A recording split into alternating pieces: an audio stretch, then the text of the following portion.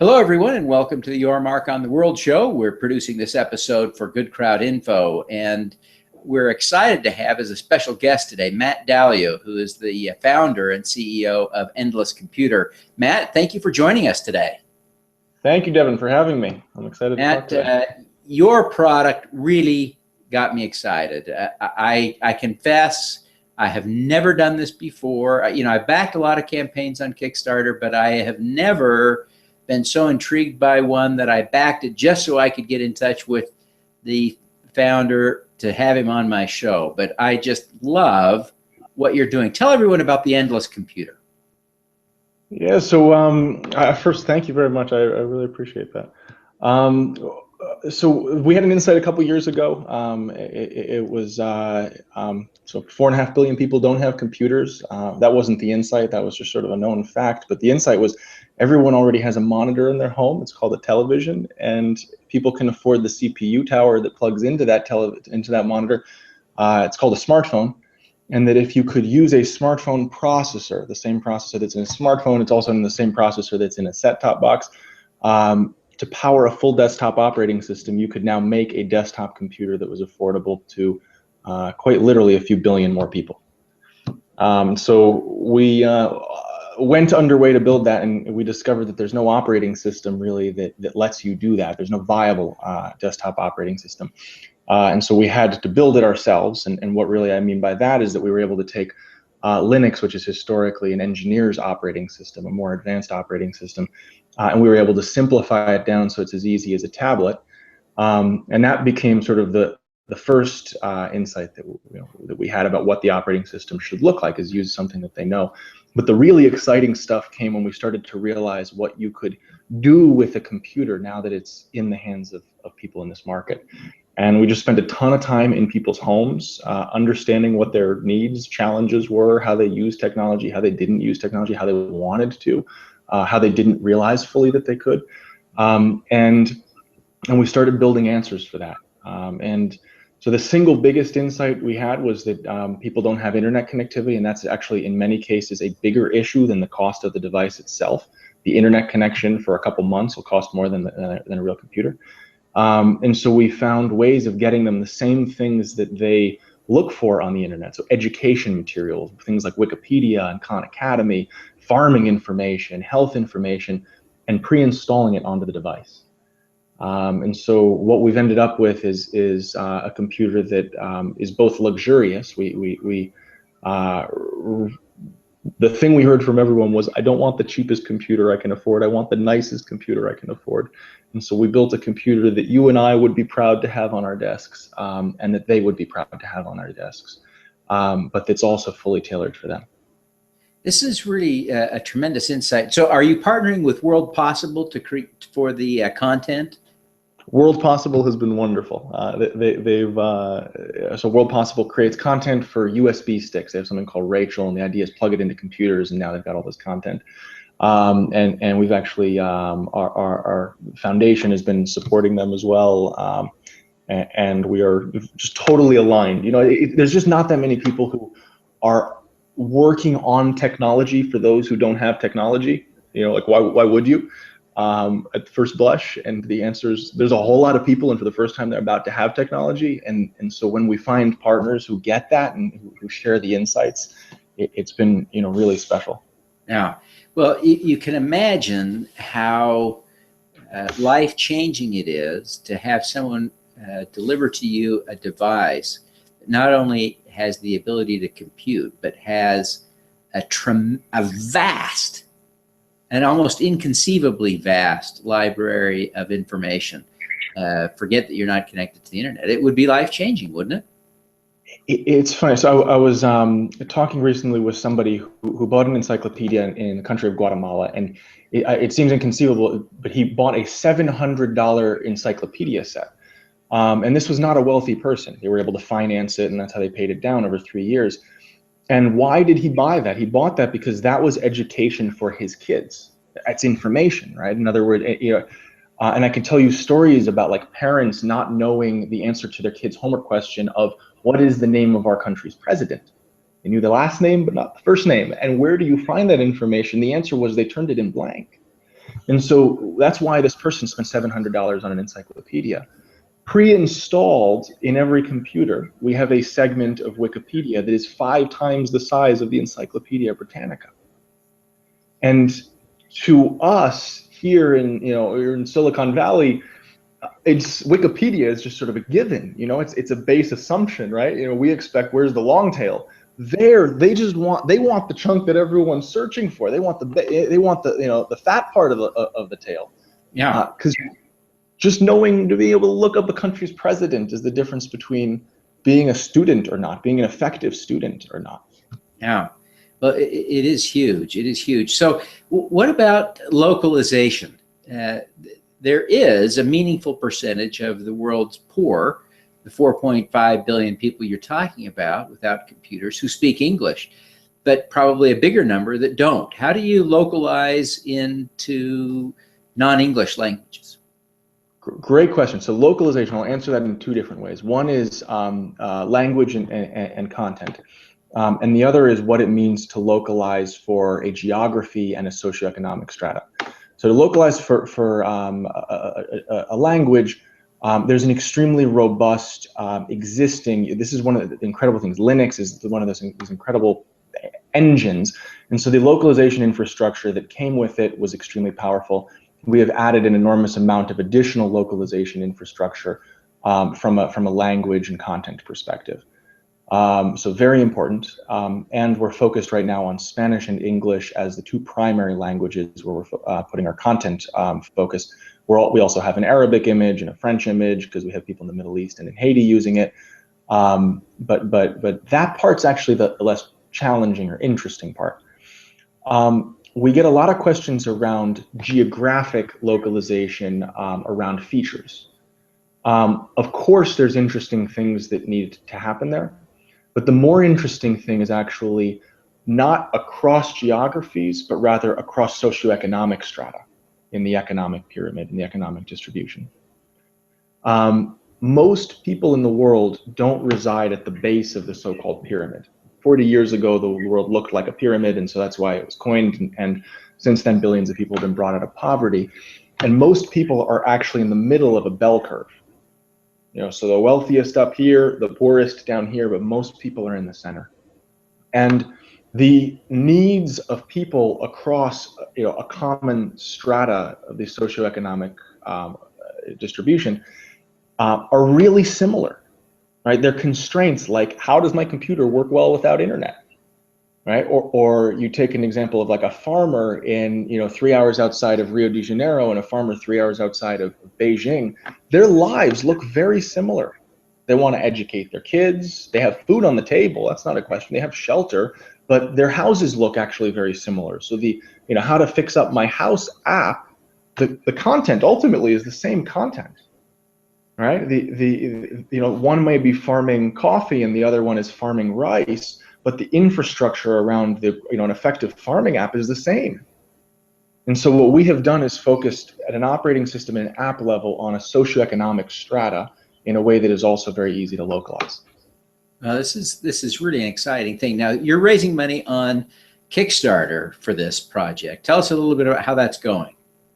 Sure. So the way I usually frame it is we're raising awareness on Kickstarter. So Kickstarter is an incredible platform with a community of people who love to support, really, interesting, new and innovative things. This is a great example, right? You have been supporting multiple Kickstarters, and you look at this, you say, this is cool. I want to talk about this. And so really our goal was more around spreading awareness, and we've been, we surpassed the financial goal in about 2.5 days. But really, so it was $100,000, and thank you to all of the people who made that possible. And the coolest thing is that the click of a share button is the most powerful thing we've had. So 2 measures of it. In the past 2 weeks, since the Kickstarter launched, I guess 3 weeks, we have had over 100 articles in a whole bunch of USA Today and BBC, and but also in our markets in Mexico, in Brazil, and the response has been really incredible. It was our reveal to the world, right? After 3 years of silence until we knew the product was right and ready, right? So that we wouldn't be rushed to push something to market because the world was waiting for it. And we said, finally, okay, this is ready. That was a nice unveiling. And the final thing was, I thought it was so cool. We got a message from somebody who knows about us in the Middle East, in the UAE. And one of his friends at his high school posted to every kid in the high school on Facebook and says, you got to support this.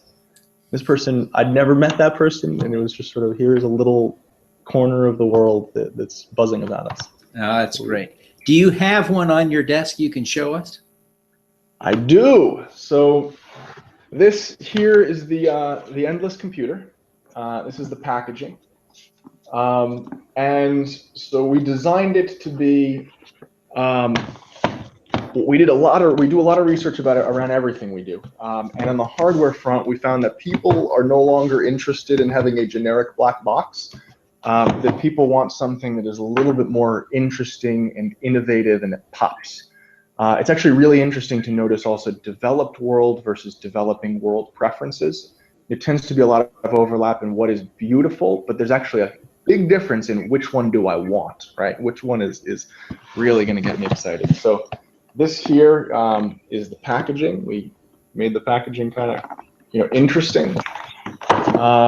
So this is definitely not your old-fashioned black IBM compatible PC. That's it. We want something that when people walk into someone's home, they say, "Oh my God, what is that?" And that's what they want. That is amazing. Beautiful. Really beautiful. So what's the price for that? You can order one on the Kickstarter, right? Yeah, so it starts in the US. Every country varies based on taxes, of course, but it starts in the US at $169 for the base model. And then again, one of the important things to present as you know, why is it $169? We could have made this a lot cheaper in a whole bunch of different ways, from the plastics to the packaging to the specs to people want the best that they can afford, and that was what we heard so consistently. And so with each decision, we tested in every single way of how is this the feature? Just how do you get a sense of do you actually want that incremental piece, right?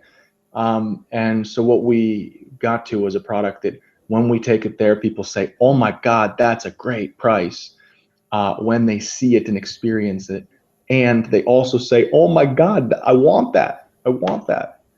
I'm not just buying it because it's." Your perception is at $168 or so in the developing world, your potential customers can afford that. Yes, so there's about that opens that plus the internet things that we've done. That feature set has opened a market of, call it, 1 billion people. It's about 1 billion people in that segment, and future products will make it available to more people. Yeah, that's amazing. Amazing. Well, this is really exciting stuff. Now, I want to ask you a couple of personal questions to get at who you are and why you're doing this. But clearly, there are a lot of people who are excited about what you're doing. They look up to you as a role model, as an inspiring example of social entrepreneurship.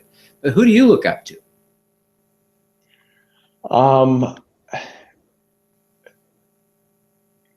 Elon Musk right now, I see as someone doing the impossible in a way that is beyond comprehension in multiple pillars, right? So Elon Musk, founder of the most innovative automobile company that the world has seen since Henry Ford. The man who decides he wants to take man into space and onto Mars, and to do that in parallel, along with doing a solar city. And what I think is so incredible about that is that it requires building the whole thing. You have to learn to launch a rocket into space before you can launch a rocket. You have to build the entire automobile, and it needs to be the nicest automobile on the market. When you're selling at $120,000 price point, which is what it originally was, it needs to be something someone is willing to spend $120,000 before you can sell a single one. And that gumption and willingness to bet on a vision, and then ability to bet on a vision, I think is incredible. Yeah, really, really, truly inspiring. That is true. Now, you could be doing anything. Obviously, you're a very bright, capable person. Why do this? Why do something to target serving the poor? This found me. I started this not because I set out to solve a problem. I started it simply because a solution presented itself to me. I didn't want to start a company. I didn't want to do this. It was nagging me. It was sort of, this little thought in the back of my mind I couldn't get rid of. And I saw Jack Dorsey, the founder of Twitter, speak, and he said a really interesting thing. It was that, whenever he comes up with an idea, he tries to kill it so he can move on with his life. And I love that way of thinking about it. And so I went out to figure out what is the thing that will make this not work. And it was really 3 months of travel through China, India, Indonesia, Bangladesh, Thailand, seeing the reactions of people that when they saw what we could do for them, there was no question. Like this was my life calling. If anyone could feel called to something, I feel so blessed. I feel so blessed.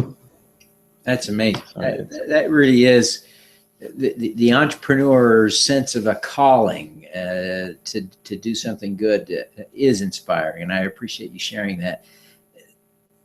Matt, you're getting things done. You're obviously making real progress. This isn't a hobby. This isn't a sport. This is a real passion. It's what you devoted yourself to. And you're really starting to notch milestones of success. And everyone who's watching the show is coming at it from a different standpoint. Some are impact investors. Some are fans of Kickstarter. Some are social entrepreneurs like yourselves. There are philanthropists, all kinds of different people that are watching this who are interested in what you're bringing to the developing world. But we all have one thing in common. I call it the greatest common factor. It is a desire to do good. Now, what I'd like to ask you is for one good tip that we could all use for having more impact in the world.